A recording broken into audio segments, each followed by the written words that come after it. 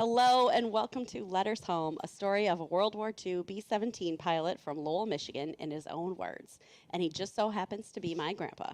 I'm your host, Annie Whitlock, and I'm joined by my co-host, my dad, Mitch McMahon, and my aunt, Lori Summerfield. In each episode of Letters Home, we're going to dive into letters written by my dad during his time in World War II that he sent to his parents, siblings, and friends back home in Lowell, Michigan. We'll be reading his own words and giving some context as to what was happening in the world and in Lowell at the time he wrote these. In this episode, Bruce begins cross-country flight training, listens to Red Skeleton, and attends a Halloween sorority party. Oh, that should be fun. So we're getting into Halloween. Well, so also in our last episode, our regular guest, Dale Croft, told us a lot about instrument flying and blind flying. So we're going to welcome back our regular guest, Dale Croft. Welcome, Dale. I'm here. Yes, we need to promote you to co-host pretty soon, I think. I think fine. you've earned it. We're going to kick things off with a letter from October 23rd, 1942. So in his own words. Friday night. Dear Dad, your swell letter came this afternoon. You can get more news into a couple of 3 pages than anyone I know. I'm so glad to hear you're hunting. If you don't get any game, you'll still be doing as well as I did last year. It isn't really the game you get, but it's the relaxation and the getting away from it all for the few hours that does you good. I can just see you tramping across some farmer's back 40, wondering if he cares, or if around the next bunch of grass you're going to kick out a bird. Maybe you've already missed a good shot, disgusted because you won't be carrying a bird home, then saying to yourself, well, you can't get them all, and then to, oh, that old rooster's got a right to live too. That's one of the reasons why I used to like to go alone. I never tried to hunt too seriously when alone, and if I missed a shot, I felt a little better because I didn't kill the bird, and no one was along to kid me about missing one. I'm doing fine in this new camp. I like everything about this field, and that helps a lot.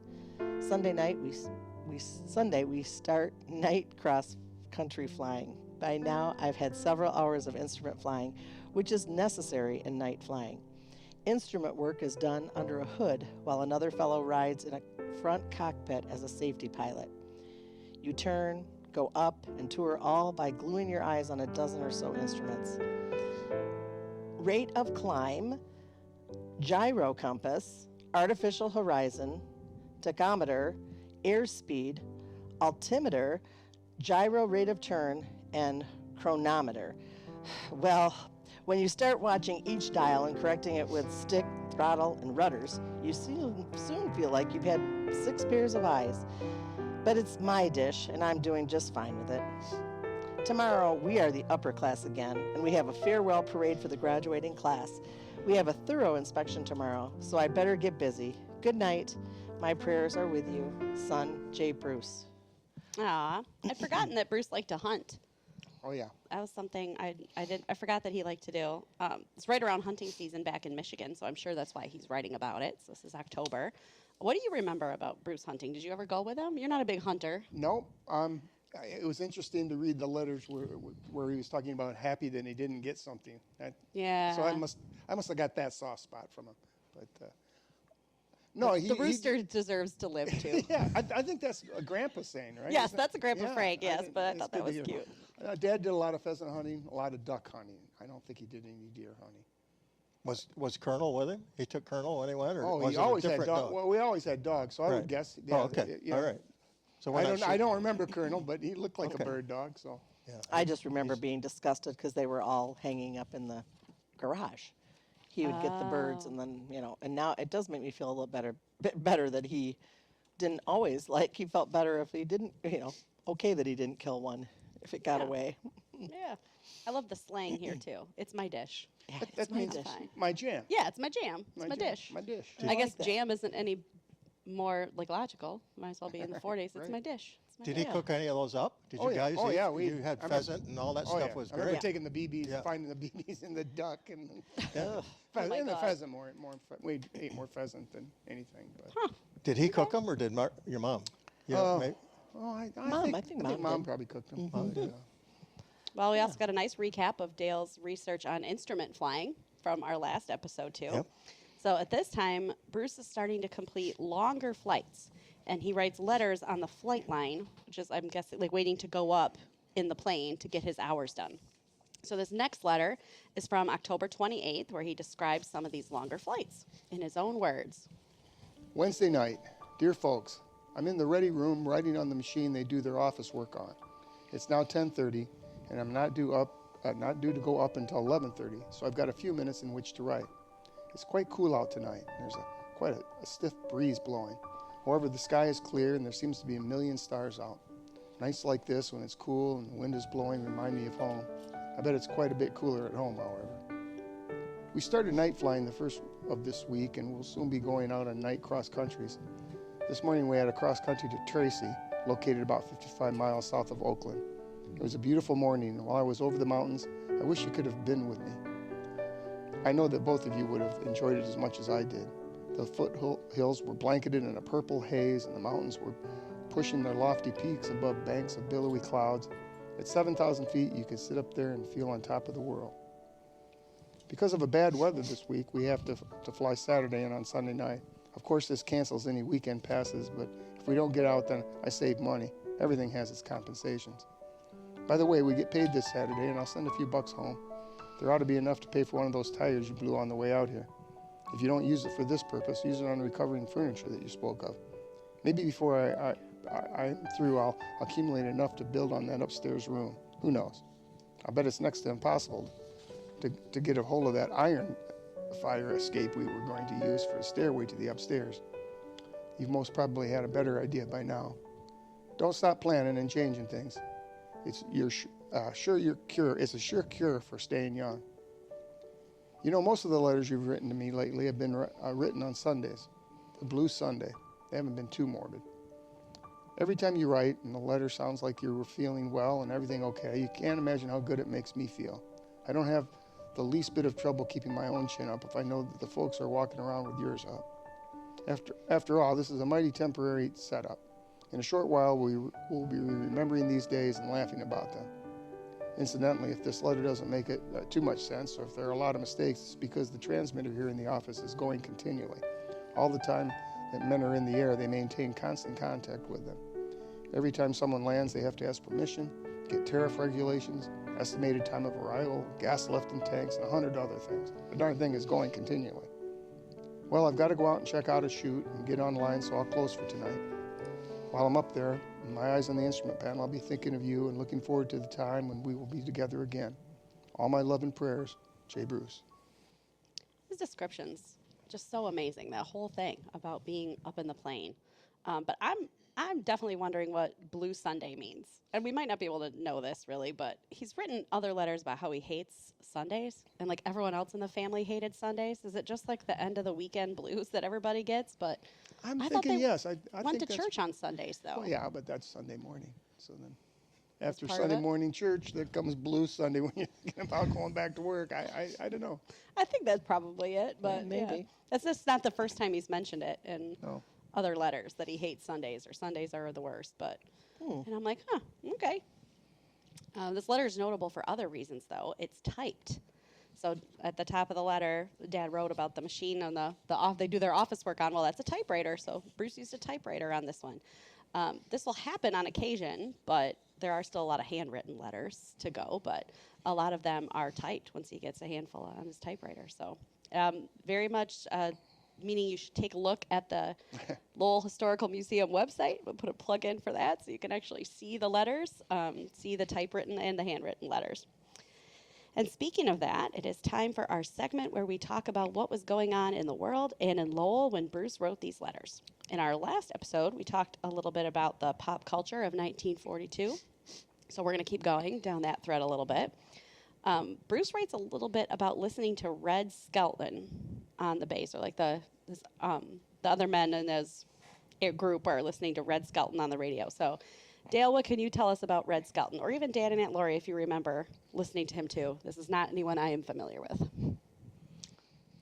I would say one of the first very physical actors. A very physical, like his comedy was physical. Some of it was physical, and especially he did crazy faces and crazy just. So he's a comedian that Yes, you listen to? sketch comedy. A lot of shows were sketch comedy. Oh, okay. Jackie Gleason, Crazy Guggenheim. Oh man, I'm gonna save that one for corrections. That's all right. Yeah. But he had the Characters. he had a character. Yeah, he had the freeloader Freddy, or Freddy the freeloader. I got them all here. Oh, you got him there. Okay. Dale, what do we got I here? got a What were ton, his- Go, Dale. ton of the characters. What did Go, Red Dale. Skelton do? Well, Red Skelton was born 1913 to 19, and he died in 1997. He was an American entertainer, best known for being a national radio and television comedian between 1937 and 1971. His show business career began in his teens as a circus clown, from which he became a vaudeville and burlesque performer. The Donut Dunkers pantomime sketch, which he wrote together with his wife, launched a career for him in vaudeville, radio, and films. Red Skelton entered films in 1938 and went on to appear in some 24 musicals and comedies through the 1940s. He had his own radio show from 1941 through 1953. Okay. In 1951, he gained his greatest fame with the TV show, which I think we all remember, the Red Skelton Hour, showcasing his gift for pantomime and his memorable characterizations, including punch-drunk boxer Cauliflower McPug, the Okay. inebriated Willie Lump Lump, Sensing a Junior, the theme. mean whittle kid, whose favorite phrase, "I doed it," became part of the American lexicon. I remember that. There was con man San Fernando Red with his pair of cross-eyed seagulls, Gertrude and Heathcliff, singing cab driver Clem Cadiddlehopper, Yes, I remember him. a country bumpkin with a big heart and slow wit, Sheriff Deadeye, the not-so-honest lawman, and his most famous, Freddie the Freeloader, the hobo that lived in the city dump, just to name a few. And he was famous for this. I think once I read it today or the other day when I was researching, I remembered it. At the end of each of those programs, His sign off. Yeah. Skelton would become serious and express his gratitude to his audience for their love and laughter. His signature closing line became, "Good night and God bless." Wow. Skelton began producing artwork in 1943, eventually earning $2.5 million yearly on lithograph sales, clowns being his favorite subjects. At the time of his death, his art dealer said that Skelton had earned more money through his paintings than from his work as an entertainer. No kidding. Wow. Yeah. Yeah. Wow. There's some beautiful lithographs that I saw while I was doing research here. First and foremost, he considered himself a clown, although not the greatest. His home life was not completely happy. 2 divorces and a son, Richard, who died of leukemia at age 9. And he did not hang around with other comedians. He continued to performing until illness, and he was a longtime supporter of children's charities. Red Skelton died at age 84 of pneumonia. And I didn't write this in here, but his dad was a circus clown and died before he was born. So that's another little piece of, Interesting. he never really had a father also. So Well, his radio show must have been what they were listening to and stuff. But Sure, yeah. that would make sense. yeah, his characters were amazing. They were. Yeah, absolutely That's great. amazing. Very talented. Well, in addition to listening to Red Skelton in his free time and to Larry, Bruce went to a USO dance. And I know what USO is, right? But USO dances were already popular at this point. So what can you tell us about USO dances? I know about the USO performances, I guess, like the shows, but... Yeah, they did more than just dances. Which Okay, I'll yeah. talk about. What can you tell us about Well, those? during World War II, the United Service Organizations, USO, hosted dances for troops at mobile USOs, which were trucks equipped with generators, screens, and projectors. These dancers were a way for soldiers to fill their recreational time and escape the pressures of war. Military officials hoped that the wholesome entertainment would distract soldiers from alcohol, prostitution, and other vices that could lead to illness or trouble. The dances often featured popular tunes like In the Mood Oh, yeah. and Charmaine, and included dances like the Foxtrot, which I know Mitch is real good at, waltz, Really? tango, no, shag, numba, jitterbug, Victoria polka, Okay. conga, and the Forbidden Dance, which was similar to the La Bamba. Oh. This was largely due to its links to Maxi, the true forbidden dance of the early 1920s in Brazil, with its spicy lyrics and movements. USO hostesses and junior hostesses would also attend the dances, with the junior hostesses dancing with the troops and catering to their needs. The hostesses had a formal dress code and were expected to make the soldiers feel at home. They were also not allowed to date soldiers they met at the dances or to dance conspicuously. Oh. The USO also brought Hollywood celebrities and volunteer entertainers to perform for the troops through 4 circuits: the Victory Circuit, which was full-side concerts at large military installations; the Blue Circuit, which was smaller tours at Army and Navy sites; the Hospital Circuit, obviously, was entertained at the hospitals; and the Foxhole, or Overseas Circuit, performances as close to the front lines as possible. Wow. At the peak of the war, the USO estimated that 1 million, here's a factoid for today, that 1 million servicemen were serviced per day in one capacity or another, with more than 1,100,000,000 totally served since the organization was founded in 1941. By the end of World War II, the USO had put on more than 300,000 performances with nearly 5,000 entertainers. The USO served not only military personnel, but also their families and defense workers through radio broadcasts, art exhibits, theater, counseling, and child care. Their motto, to be always by their side. Oh, Very that's cool. nice. So it's quite an organization. Yeah. Bruce went to USO dances and also lots of other parties as well. He liked to go out and dance. Hopefully he As didn't we do know. the forbidden dance. I don't want to know, but he also wrote about going to another kind of social gathering around this time. He went to a Halloween sorority party. So, I mean, not quite as sanctioned as a USO dance. Aunt Laura, you want to read this one in his own words? Last night at 10 to 6, our CO came over to the flight line and asked the men if they would care to go to a sorority party in Modesto. Well, they had invitations for 40 men, so almost the whole flight went, including your son. Our transportation was 4 Army trucks, and we arrived there at 9. The party was held in the hotel ballroom, and it was quite an affair. I didn't even know what kind of party it was until I saw the Halloween decorations. There were girls for each man, and the choice was made by first come, first choice.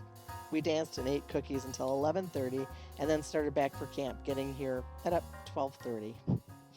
First come, first choice. Oh my goodness. I don't even, how would that even work? Like the women don't get to choose who they dance with? What do Well, they just line up? You walk in, you They pick a might have. girl? How do we know? They might I have don't first know. choice. Yeah, I don't he know. doesn't go into detail about it, so No, you he don't really doesn't. know. No. All right. Well, he does. We know he does like to dance. So this pops up a few other times. He likes to get out and do some things. First come, first choice. Okay. I'm going to get past that at some point. Let's get into some Lowell news from the end of October 1942. High school football has begun because we're into the fall. And Bruce is missing it, right? So, Dale, before we get into Bruce's letter, what can you tell us about LHS football in the fall of 1942? Well, the 1942 Lowell football season began with Coach Chris Birch handed out uniforms on August 1st, with practice starting September 1st.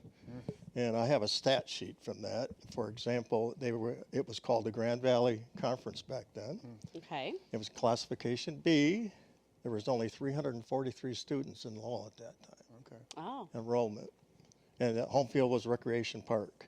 The conference consisted of East Grand Rapids, Granville, Rockford, Lowell, Lee, and Godwin. And Lowell finished in 4th place with 3 wins and 2 losses in the conference. The manager was Merle Alexander. The cheerleaders were Betty Lou Beek, Okay. Joanne Ellis, Lillian Stormson. The superintendent was Walter Gumser. Remember them? High school principal was Ray Avery. And athletic director was Mr. Birch. We had 2 all-conference. One all-conference was Don Coe and Wayne Kingdom, who was the quarterback. All-conference second team was Hank Davenport and Don Saucer. We won. We had 3 pre-games before the regular season started. We played Hastings and Ionia and won, and we lost to Greenville. Then we played Lee, Rockford, Godwin, East Grand Rapids, and Granville. We averaged 75. We scored 75 points and averaged 9.4 points a game. 9 points a game. Okay. Yeah, We A averaged lot of 9 defense points. Our back then. opponents scored 100 points and averaged 12.5 points a game. Uh-oh. Okay. Now, the interesting thing was that Mitch, his father-in-law, was Mm. one of the stars. He was the back, Rex Collins. My other grandpa. Yeah, your Grandpa's worked into this podcast. There's a couple articles that I found that he scored 2 touchdowns in one game, and one was called back because of a penalty. But he was, yeah. And then there was some of my relatives. There, Bob Croft was a back, and Walter Croft was the center. No kidding. So yeah, we got a little. Yeah, it was All right. interesting. The interesting note, though, was in the Ledger on October 5th, 1942, was a wartime policy with references to high school athletics. I'll read the article real quick. Due to the lack of transportation and gas rationing, Oh, yeah. Lowell High School has taken the steps to cancel its basketball, baseball, and track schedules. The football team will complete its season. Regulations have made it possible for athletic teams to use school buses as means of, or impossible, for athletic teams to use school buses as a means of transportation. Instead of competition between schools, a strong intramural health education program focused on physical fitness will be given. Emphasis will be devoted to all students instead of a few. Lowell High School is not alone in this program. Many schools are not completing their football schedules. Detroit has been asked to ban all inter-school athletics, all of which brings the war that much closer to home. Then on November 26, 1942, there was an article contrary to previous announcements. The Grand Valley League members expressed themselves as of the opinion that competitive training, which boys get in athletics, is necessary. In adopting a wartime policy, the size of traveling teams will be restricted. Fans are urged to confine their attendance to home games only. Oh, no. Okay. So interesting, yeah. Yeah. Yeah. So there was some wild stuff in 42, the beginning of Really? rationing Yeah. for everything. And we've already talked about a bunch of them. Yet another sacrifice. Another the sacrifice. Foregoing of high school sports. But But America loves its football made it through. But yeah, Football America loves made it its through. Except you couldn't, you only had to play to your opposing team's fans. Like, Yeah. you go on away Yeah. games, your fans aren't allowed to show up, kind of. For you and Mitch, it's a family affair. You got all those people. And Dale, too, right? Oh, Anyway, Yeah. there'll be some, those news articles will be in our video presentation, and along with some of the team photos of, and probably some people will know more people. Oh, very Yeah, cool. I recognize Very some cool. Kingdoms and Davenports and some of those people were pretty well known. And Rodebush is on the team, a Skur, a Potter. Yeah, so. Perfect. Anyway, Yay. I had to work my other grandpa in this podcast. There you go. yeah, he's a star. There you go. All right. Well, Bruce did write about missing high school football in a letter from October 20th, 1942. Remember, Bruce was a high school football star also many years before this, so it makes sense. So, in his own words, Tuesday night. Dear folks, haven't much to say, but gotta keep 'em flying. The airmails, I mean. Things are going perfectly with me. Eating too much, and I'm getting used to this camp so that things aren't quite so helter-skelter. Of course, my teeth have been going to pieces, but that's to be expected. The army dentist will only put in gold, so I'm going to Merced this weekend and see if I can't get 2 porcelain jackets for my 2 front teeth. Say, I wonder if you would send me a list of birthdays coming up. I know that your wedding anniversary is pretty sudden now, but I'm terrible at remembering birthdays. I want a list so I can drop a card now and then. Incidentally, Christmas is going to be pretty lonesome for you this year. Remember, the only other Christmas I missed was when I was out here with Lawrence. Well, I guess we can get along without one Christmas together. Why I'm writing about Christmas, I don't know. It sure doesn't seem like that at all like fall out here. Kind of gave me a funny feeling to read in the Ledger about the night football games. All lights like that are off for the duration out here. Roger sent a swell letter that I received yesterday. Raj did, telling about hunting doesn't make me homesick at all.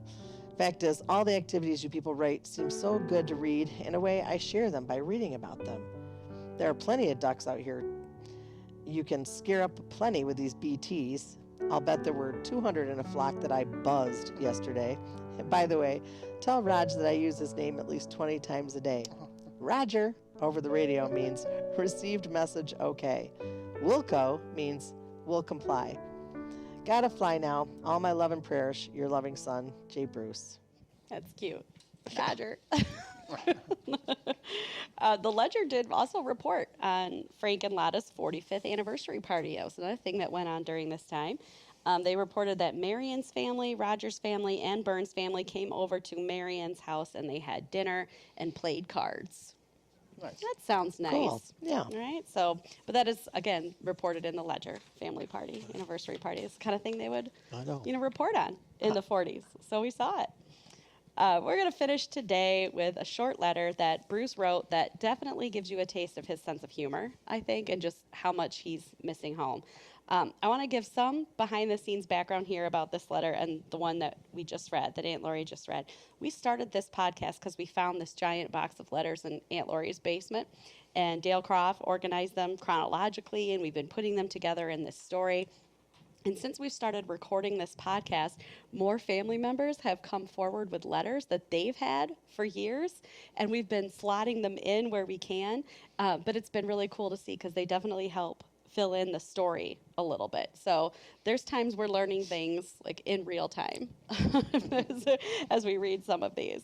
And this letter is one of those that we had to slot in here. So in his own words. Wednesday. Didn't have a chance to mail your letter at noon, and tonight I received the one you sent Monday. Tell Bets the minute I get a spare second, I'll drop her a letter. I enjoyed her leaves so much. The other fellows were sure glad to see some Eastern leaves. Well, I spoke of your anniversary and it's already passed. Anyway, I would have liked to help you celebrate. Don't forget, I'll buy you a nice present for your 46th. Yes, the meal sounded swell. Poor old Colonel, still crazy to hunt.